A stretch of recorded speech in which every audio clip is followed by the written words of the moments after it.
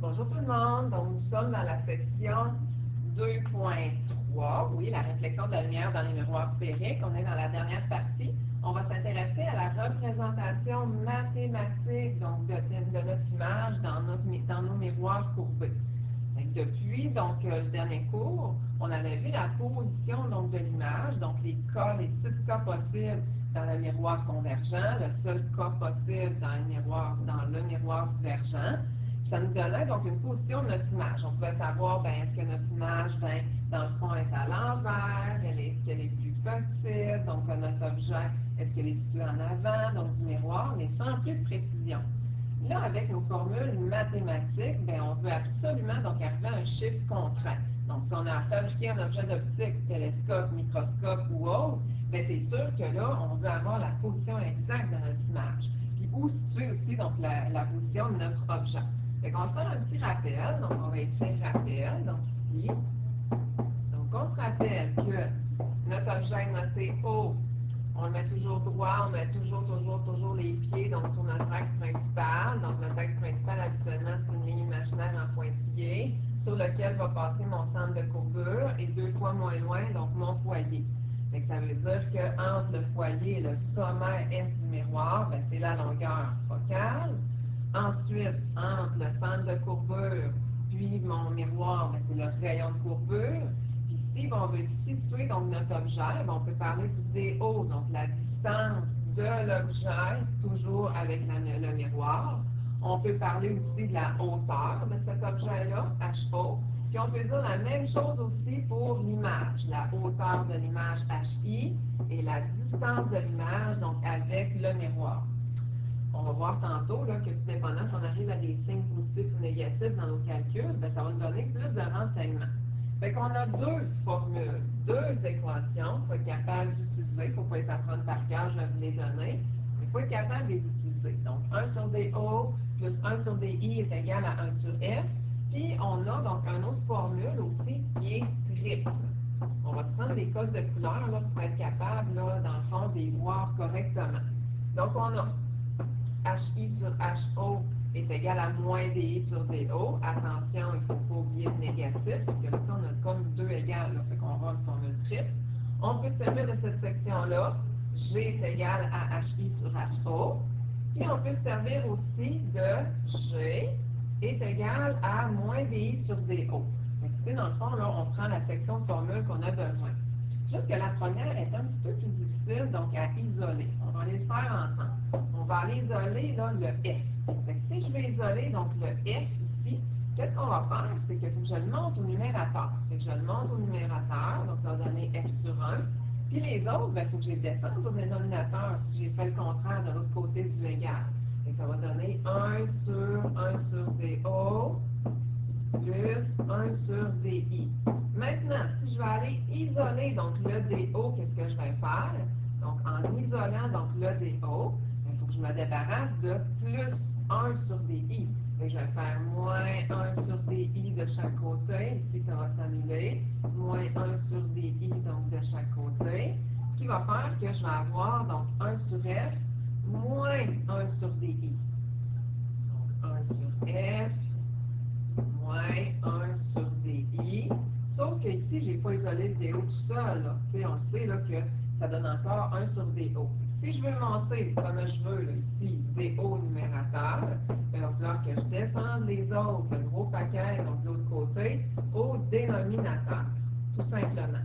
Et si je vais aller isoler donc le DI, ça va être un peu le même principe. Donc, ça va être 1 sur F. Puis là, je vais envoyer mon DO de l'autre côté. 1 sur F moins 1 sur DO. Fait que j'ai ma formule ici avec le DI isolé, avec le DO isolé, puis avec le F donc isolé. Pour aller isoler donc cette formule-là, c'est sûr que ça va être le produit croisé. On va le faire tout tantôt dans notre exemple.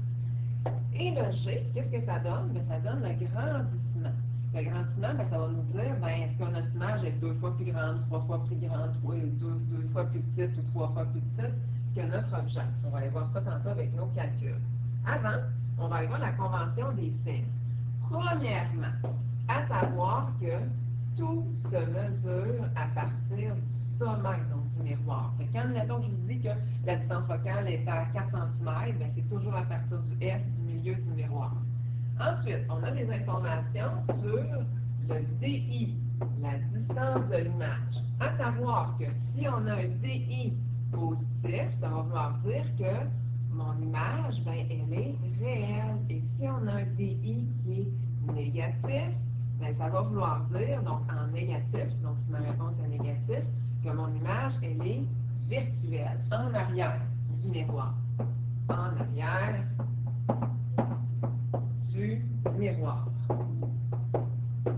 Ensuite, on a des informations sur le HI. HI ici, HI. Si la hauteur de l'image, le HI, arrive à un signe positif, ça va vouloir dire, là, dans le fond, que mon objet, elle est vers le haut. Donc, mon image, plus, excusez, donc elle est vers le haut. Et si j'arrive à un HI négatif, ça va vouloir dire que mon image, elle est inversée.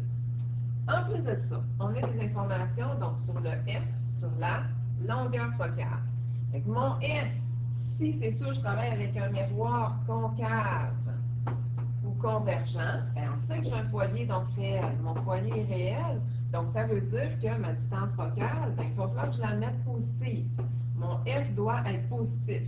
Et si je travaille avec un miroir convexe ou divergent, c'est sûr que j'ai un foyer virtuel. Fait que si j'ai un foyer virtuel, il va absolument falloir que mon F, dans ma formule, il va falloir que je pense que mon F, je le mette négatif. Et ensuite, dernier renseignement, c'est le G.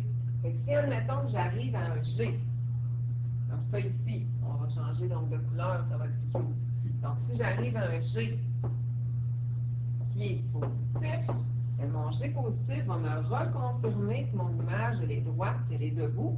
Et si mon G arrive à une réponse négative, ça va vraiment me reprouver que mon image, elle est inversée.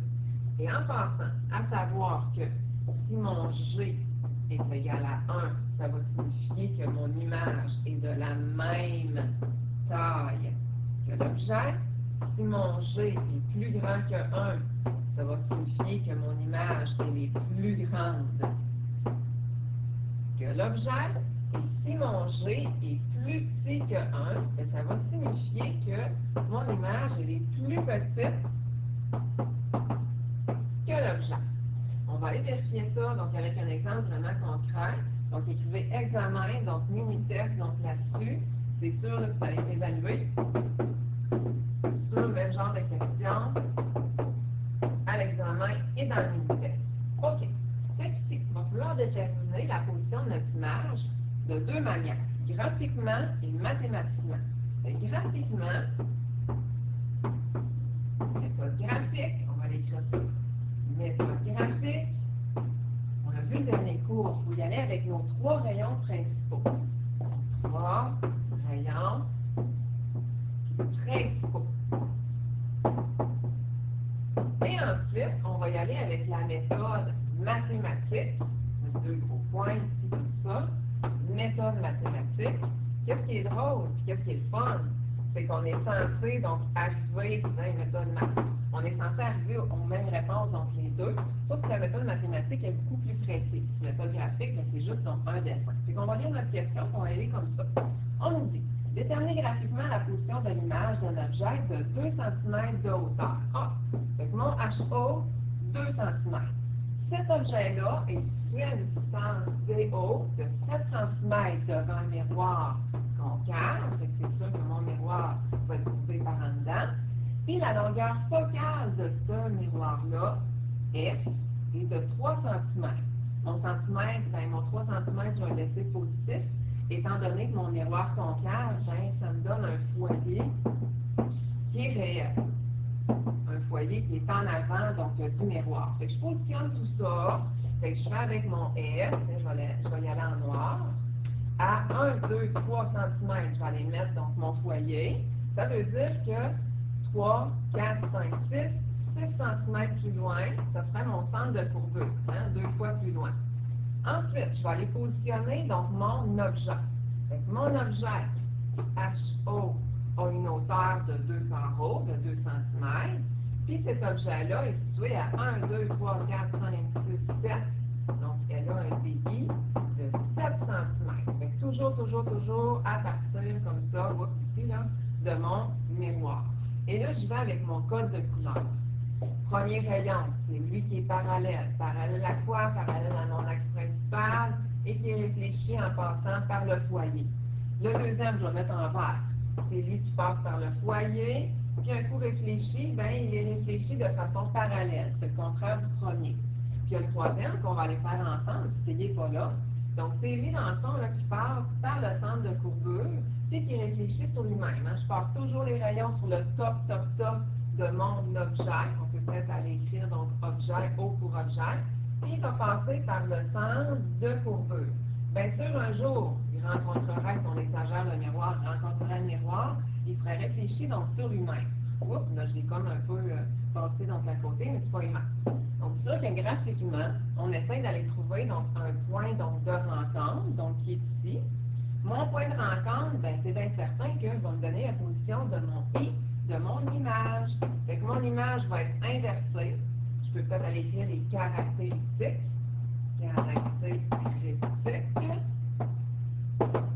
Donc, mon image, elle est plus petite. On pourrait commencer par ça. Plus petite que mon objet. Ça, c'est sa taille. Je pourrais dire que mon image, elle est réelle. Réelle, ça veut dire qu'elle est en avant du miroir. Je peux dire aussi qu'elle est inversée. Inversée, bien, ça veut dire qu'elle a la tête à l'envers. Puis, je pourrais donner sa position aussi. Donc, sa position, bien, elle est entre C et F. F et C, là, le foyer puis le centre de courbure. Jusqu'à date, là, ça va quand même donc assez bien. On va aller trouver les mêmes réponses, mais vraiment aller chercher, chiffrer, donc la hauteur de mon image et la position de mon image. On y va avec le DI, la distance donc, de mon image avec le miroir. On y va avec notre première formule, donc je vais aller l'isoler. Si je vais aller isoler le DI, mais je vais faire moins 1 sur DO. Moins 1 sur DO de chaque côté. Ça ici, ça s'annule. Il va me rester 1 sur F moins 1 sur DO. Mais moi, je ne veux pas isoler 1 sur DI. Je vais isoler DI. Fait que je vais monter le DI au numérateur et descendre le reste. On peut prolonger la ligne au dénominateur. Ce qui va faire que ça va me donner 1 sur F, divisé par F, moins 1 sur DO. Je vais prolonger la ligne ici. Je vais remplacer donc mes chiffres, mes variables par mes chiffres. Donc F, vu que c'est un miroir donc convergent, je vais le mettre positif, donc c'est 3, la longueur focale. La distance de l'objet, c'est 7 cm. Puis c'est sûr que quand je vais pitonner donc, le tout sur ma calculatrice, je vais aller mettre donc des parenthèses. Je peux bien le faire donc avec vous autres, comme ça ici. On va aller pitonner donc ça, on va l'écrire comme ça ici. Fait que je vais faire 1 divisé par, ouvrez la parenthèse. Bon, ça n'a pas fait, on dirait que mon crayon ne marche pas tout le temps. On va y aller un petit peu plus fort. Donc 1. Bon, mon 1 ne marche pas. Je vais y aller donc sur mon clavier, donc avec ma souris, ça va être vraiment mieux. 1 divisé par, ouvrez la parenthèse. 1 divisé par 3, je ferme la parenthèse, moins, on ouvre la parenthèse, 1 divisé par 7, et je ferme 2 fois la parenthèse. C'est censé me donner, effectivement, 5,25, et c'est mon DI. En passant, ma réponse, elle est positive. Fait que c'est sûr que ça va vouloir dire que mon objet, elle est réelle, elle est en avant du miroir. Fait que ça me donne des indices supplémentaires et c'est sûr que je pourrais vérifier là, si elle est vraiment à 5,25 cm. On va aller voir. 1, 2, 3, 4, 5,25, à peu près un quart. Là. Donc c'est correct, ma position est bonne. On va aller chercher le HI maintenant. Donc, je vais chercher le HI. Moi, je vous conseille de prendre cette formule-là. Je vais aller isoler donc mon HI. Fait que si j'isole mon HI, je fais un produit croisé. Je vais aller faire HO fois DI, donc HO fois DI, je divise par lui qui reste, donc mon DO, puis je fais attention, je traîne mon négatif partout. Mon négatif, là, on n'est pas obligé de le traîner avec le DI, là, en autant qu'on le traîne partout, là, ça va être bien correct. La hauteur de mon objet est 2 cm, le DI 5,25 cm, j'espère que je ne me suis pas trompée en calculant tantôt, puis mon DO 7 cm. Fait que dans le fond, je multiplie, je traîne mon négatif et ça me donne 1,5.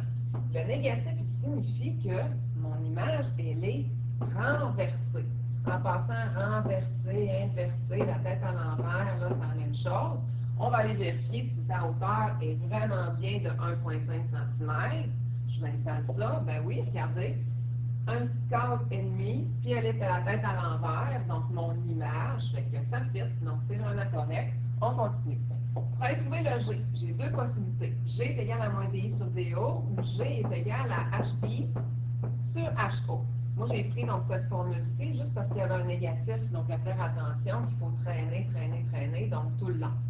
Fait que je vais faire mon DI, qui est 5,25, je divise par 7. Si, admettons que mon DI aurait été négatif, bien, ça aurait donné négatif avec négatif, donc à la fin, j'aurais obtenu une réponse positive, mais là, ce n'est pas le cas. J'obtiens une réponse, donc négative. Négative, bien, ça me confirme que l'image, elle est encore une fois renversée. Ça, je vais voir ça dans la convention des signes dans les pages avant. Puis, les centimètres et les centimètres s'annulent, fait que ça n'a pas d'unité d'agrandissement. Puis en plus, mon G, ben, la réponse est plus petite que 1. Fait que ça veut dire que mon image, elle est plus petite que mon objet. Sur les pages suivantes, puis tout de suite dans le fond. Sur les pages suivantes, et en passant le G, hein, je peux bien vous dire ça, le G, ben, le 0,75, ça veut dire que mon image elle est 0,75 fois ou 3/4 de fois plus petite que mon objet. L'autre barre, ben, j'ai mis des petits graphiques, ça me tente de vous pratiquer, donc avec vos lignes, les rayons principaux, puis de faire, admettons, les calculs mathématiques dans le côté. Puis on finit avec un petit enrichissement. Le premier enrichissement, c'est sur l'aberration sphérique. Fait que si j'ai un miroir qui est sphérique, vraiment, vraiment, vraiment rond, on se rend compte que les rayons des bouts de l'extrémité ne vont pas aller focaliser donc avec les autres. Il va y avoir un foyer ici, puis tous ceux dans le centre, bien, focalisés à la même place. Fait que c'est sûr que c'est pas normal d'avoir deux foyers. Ça me donnerait une image qui est floue, une image qui n'est pas bien donc discernable. Fait que dans ce temps-là, qu'est-ce qu'on va faire? C'est qu'on va courber les extrémités donc, du miroir, comme ça. Oups. Fait qu'on va avoir un miroir de forme parabolique à la place. Fait que ça va forcer tous les rayons à avoir juste un foyer. Donc l'image va être beaucoup plus nette. Donc va être beaucoup plus claire.